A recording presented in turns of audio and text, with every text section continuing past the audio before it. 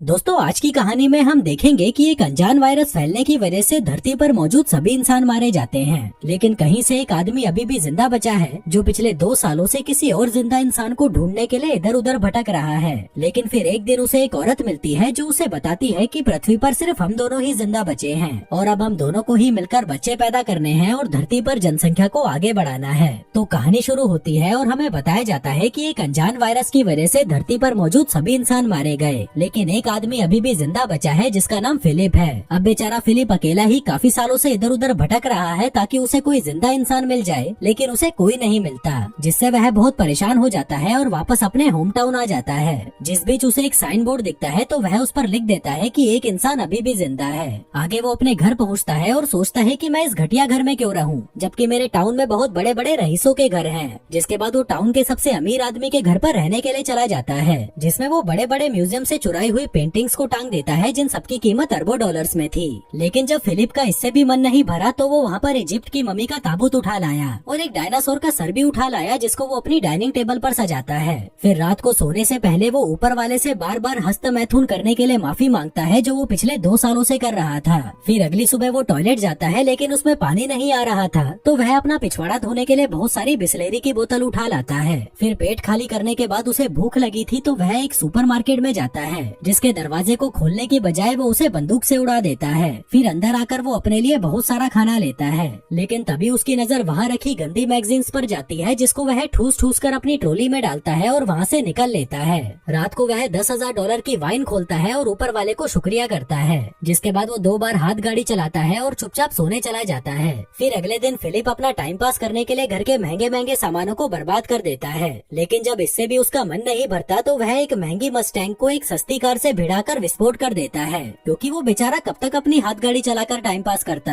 अब ऐसे करते करते कुछ दिन बीत जाते हैं और हम देखते हैं कि फिलिप का घर एक कबाड़ खाना बन चुका है, और वैसे भी वो इस घर को क्यों ही साफ करता, ये घर उसका थोड़ी ना था। आगे वो एक रबर के पूल को दारू से भर देता है और उसी में नहाता है, उसी को पीता है। इसी बीच अचानक उसे जोर का टॉयलेट आ जाता है, लेकिन उसके टॉयलेट में कबाड़ भरा पड़ा था, इसलिए वो अपने लिए एक नया कमोड बनाने की सोचता है। वो एक स्विमिंग पूल के फट्टे को बीच में से काट देता है और वहीं पर हगने बैठ जाता है। फिर हगने के बाद वो एक बार में जाता है और वहाँ पर रखे हुए खिलौनों से पूछता है कि क्या तुम लोग थोड़ी दारू पीना चाहोगे, लेकिन जब वो खिलौने उसे कोई जवाब नहीं देते तो वह खुद ही पूरी बोतल दारू की पीकर वहाँ पर बेहोश हो जाता है। थोड़ी देर बाद जब उसे होश आता है तो वह एक खिलौने को अपने साथ कार में लेकर एक लड़की के पुतले के पास जाता है और उससे बातें करने लगता है। कहता है कि मैं बहुत दिनों से तुम्हें नोटिस कर रहा हूँ, लेकिन मुझ में इतनी हिम्मत नहीं थी कि मैं तुम्हें अपनी दिल की बात बता सकूं। जो कहकर वो उसे किस करने लगता है कि तभी उस पुतले का हाथ टूट जाता है, जिसे देखकर फिलिप उदास हो जाता है और अगले दिन एक पहाड़ी पर जाकर वहाँ पर RIP फिलिप लिख देता है। जिसके बाद वो अपनी कार में बैठता है और उसे फुल स्पीड से पहाड़ी से क्रैश करवाने के लिए आगे बढ़ता है, लेकिन इससे पहले कि वो अपनी जान देता उसे वहाँ कुछ अजीब सी चीज दिखाई देती है।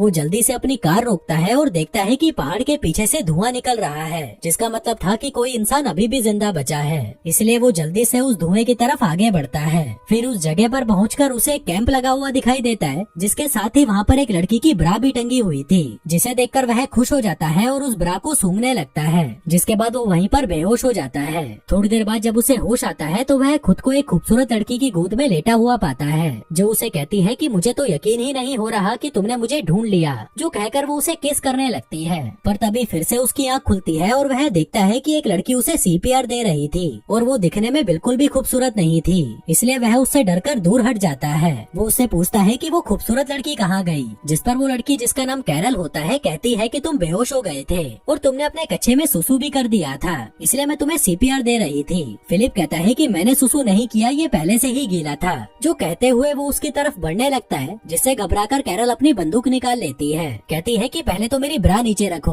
और ये बताओ कि क्या तुम एक अच्छे इंसान हो। वो कहता है कि हाँ मैं अच्छा हूँ, तुम मुझ पर भरोसा कर सकती हो। वो पूछती है कि तुमने ही उस साइन बोर्ड पर अपने बारे में लिखा था। फिलिप कहता है कि हाँ वो मैंने ही लिखा था। दरअसल अकेले रह रहकर मैं परेशान हो चुका था और अपनी जान देने ही जा रहा था कि तभी मुझे तुम दिखाई दी। जो सुनकर कैरल को उस पर तरस आ जाता है और वह उससे दोस्ती कर लेती है। आगे वो दोनों साथ में बैठकर कॉफी पीने लगते हैं, जहाँ पर हम फिलिप को देखते हैं जो बिल्कुल भी खुश नहीं था, क्योंकि वो अपने लिए हमेशा से एक खूबसूरत लड़की चाहता था, लेकिन उसे क्या मिला, ये जंग लगा कबाड़। जिसके बाद वो कैरल को अपना घर दिखाने ले जाता है, लेकिन तभी रास्ते में कैरल उसे एक स्टॉप साइन पर रुकने के लिए कहती है। जिसके बाद वो दोनों दाएं बाएं देखकर चेक करते हैं कि कहीं कोई सड़क क्रॉस तो नहीं कर रहा। आगे घर आकर फिलिप कैरल को अपना टॉयलेट वाला पूल दिखाता है, फिर कचरे वाला पूल दिखाता है और फिर दारू वाला पूल दिखाता है। फिर अंदर आकर कैरल को वहाँ बहुत सारे मैगजीन के ढेर पड़े हुए दिखते हैं, तो वह उसे पूछती है कि ये सब क्या है। फिलिप कहता है कि ये मेरी हाथ गाड़ी चलाने के लिए गंदी मैगजीन्स हैं। जो सुनकर कैरल हंसने लगती है और कहती है कि मैं तुम्हें जज तो नहीं करना चाहती, पर तुम मुझे बहुत बड़े ठरकी लगते हो। जो सुनकर फिलिप को बहुत बुरा लगता है और वो उसे वहीं पर छोड़ आता है जहाँ से वो उसे उठाकर लाया था। फिर अगली सुबह जब उसकी नींद खुलती है तो वह देखता है कि कैरल फिर से वहाँ पर आ गई है और उसके घर का कचरा साफ कर रही है। फिलिप कहता है कि आगे से जब तुम मेरे घर का कचरा साफ करने आओ तो मुझे बता कर आना। जो सुनकर कैरल को गुस्सा आ जाता है और वह फिर से वहाँ पर उस कचरे को फैला देती है। फिलिप उसे रोकने की कोशिश करता है तो वह कहती है कि हमें इसे साफ करने के लिए क्लीनर चाहिए, जिसको लेने के लिए वो दोनों सुपरमार्केट पहुँच जाते हैं। तभी फिलिप अपनी कार को हैंडीकैप लोगों की पार्किंग में खड़ी कर देता है, तो कैरल उसे कहती है कि ये जगह हैंडीकैप लोगों की है, तुम अपनी कार कहीं और खड़ी करो। जो सुनकर फिलिप को गुस्सा आ जाता है और वो कहता है कि कहीं तुम पागल वागल तो नहीं हो, इस दुनिया में हम दोनों के अलावा कोई और है ही नहीं, तो यहाँ पर हैंडीकैप इंसान कहाँ से आएगा। कैरल कहती है कि जो भी हो, पर तुम अपनी कार को कहीं और पार्क करो। अब फिलिप का दिमाग घूम चुका था, तो वह अपनी कार को सीधा सुपरमार्केट के अंदर घुसा देता है। फिर रात को वह अपने खिलौने दोस्तों से बात करने बार में जाता है और उन्हें बताता है कि अब मैं इस दुनिया का आखिरी इंसान नहीं रहा। मुझे लगा था कि मुझे एक खूबसूरत लड़की मिलेगी जिसके साथ मैं रोज मजे करूंगा, लेकिन मुझे क्या मिला, ये सड़ा हुआ करेला कैरल। फिर अगली सुबह जब वो बियर से कुल्ले कर रहा था, तभी वह देखता है कि कैरल अपना सामान पैक करके वहीं पर रहने आ रही है। जो देखकर वह दौड़ता हुआ उसके पास आता है और कहता है कि तुम्हें पता है ना ये दुनिया कितनी बड़ी है, तो तुम्हें रहने के लिए मेरे घर का बगल वाला घर ही मिला था। कैरल कहती है कि तुम्हें इससे क्या प्रॉब्लम है, क्या तुम्हें डर लग रहा है कि मैं तुम्हें गंदी गंदी हरकतें करते देख लूंगी। तभी फिलिप उसके सामने अपना कच्छा उतार देता है और कहता है कि ले देख ले, अब और क्या ही बचा है देखने के लिए। कैरल कहती है कि देख यार, हम दोनों को किसी मकसद के लिए चुना गया है और वो मकसद है धरती की जनसंख्या को आगे बढ़ाना। फिलिप कहता है कि देखो, मैं तुम्हारी इंसल्ट तो नहीं कर रहा, लेकिन मैं तुम्हारे साथ सुहागरात मनाने में बिल्कुल भी इंटरेस्टेड नहीं हूँ, चाहे तुम इस धरती की आखिरी औरत ही क्यों न बची हो। जो कहकर वो वहाँ से चला जाता है और अपने टट्टी वाले पूल पर बैठकर हगने लगता है। पर तभी कैरल वहाँ पर आती है और कहती है कि क्या तुम अंदर जाकर नहीं हग सकते।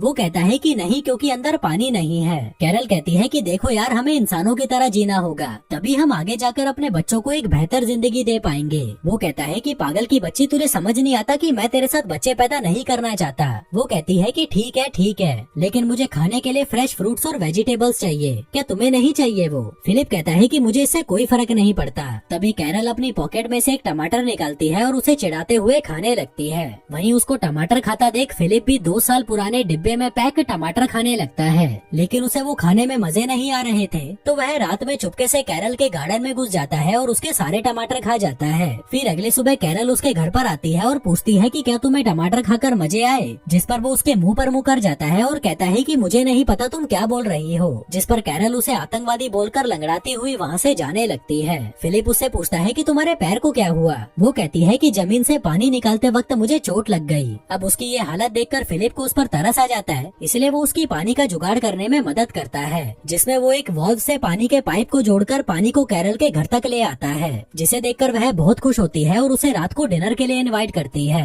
फिर रात में डिनर के दौरान कैरल फिलिप को बताती है कि तुम्हारे औजार को देखकर मुझे पूरा यकीन हो चुका है कि ऊपर वाले ने हमें धरती पर जनसंख्या को आगे बढ़ाने के लिए मिलवाया है। फिलिप कहता है कि ठीक है, अगर तुम इतना ही जोर दे रही हो तो आज रात को हम कर ही लेते हैं। कैरल कहती है कि नहीं, मैं तुम्हारे साथ तब तक सुहागरात नहीं मनाऊंगी जब तक तुम मुझसे शादी नहीं कर लेते। जो सुनकर वह हंसने लगता है और कहता है कि तुम मजाक अच्छा कर लेती हो। वो कहती है कि नहीं, मैं मजाक नहीं कर रही, क्या तुम ये चाहते हो कि इस धरती पर पैदा होने वाला पहला बच्चा नाजायज हो। फिलिप कहता है कि तुम ये शादी क्यों करना चाहती हो, जबकि इस चीज का कोई मतलब नहीं है। वो कहती है लेकिन मेरे लिए मतलब है, अगर दुनिया खत्म हो गई है तो इसका मतलब ये नहीं कि हम अपने रीति रिवाज भूल जाएं। अब फिलिप को किसी भी हाल में उसके साथ इंटीमेट होना ही था, इसलिए वो उसके साथ शादी करने के लिए मान जाता है। कैरल कहती है कि पहले तुम मुझे अच्छे से कहो अपने घुटनों पर बैठकर, जिस पर फिलिप अपने घुटनों पर बैठकर उसे प्रपोज करता है और कैरल उसे हाँ बोल देती है। लेकिन उसकी हाँ सुनकर फिलिप को बिल्कुल भी खुशी नहीं होती, तो वह डिनर को आधे में ही छोड़कर वहाँ से घर चला जाता है। जिसके पीछे पीछे कैरल उसके लिए खाना लेकर आती है। कहती है कि तुम्हें पता है अमेरिका का राष्ट्रपति मर चुका है, इसलिए अब हम दोनों में से ही किसी को राष्ट्रपति बनकर देश की कमान अपने हाथों में लेनी होगी।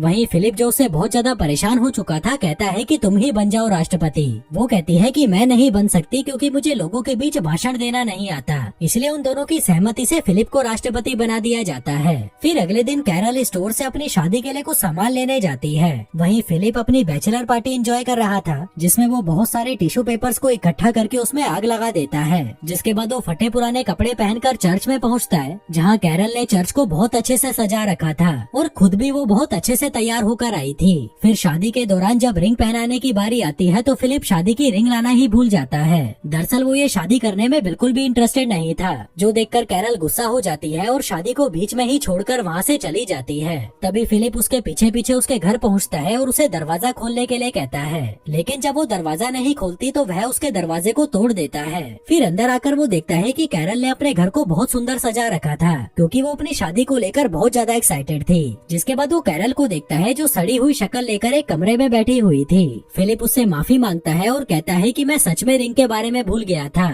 अगर मुझे याद रहता तो मैं पक्का लेकर आता। वहीं कैरल भी उसे माफ कर देती है। जिसके बाद वो दोनों अंगूठी लेने के लिए एक ज्वेलरी शॉप में जाते हैं, जहाँ से वो बहुत सारी अंगूठियाँ उठा लेते हैं, जिनको एक एक करके फिलिप कैरल की उंगलियों में पहना देता है और उससे शादी कर लेता है। फिर रात को जब सुहागरात मनाने की बारी आती है तो कैरल उसके साथ इंटीमेट होने की बजाय रात भर उससे बातें करती रहती है। फिर अगले दिन से कैरल भी फिलिप के साथ वो सभी चीजें करती है जिसको करने में फिलिप को बहुत मजे आते थे। जिसके बाद वो कैरल को अपनी एक्स गर्लफ्रेंड से भी मिलवाता है, जिसको देखकर कैरल को उससे जलन होने लगती है तो वह उसे उठाकर बाहर फेंक देती है। फिर खूब मौज मस्ती करके जब वो दोनों घर की ओर जा रहे थे तभी चौराहे पर उनकी कार एक लिमोजिन से टकरा जाती है। फिलिप जल्दी से उतरकर उस लिमोजिन को देखने जाता है कि कहीं उसमें कोई इंसान तो नहीं है, और तभी उसमें से मेलिसा नाम की एक खूबसूरत लड़की नीचे उतरती है, जिसे देखकर फिलिप के तो होश ही उड़ जाते हैं। वहीं कैरल भी मेलिसा को देखकर बहुत खुश होती है और फिर वो तीनों उसकी कार से फिलिप के घर पर जाने लगते हैं, जहाँ रास्ते में फिलिप मेलिसा को घूरे जा रहा था और उसको पटाने के लिए उसकी छोटी छोटी बातों पर खिलखिलाकर हंस रहा था।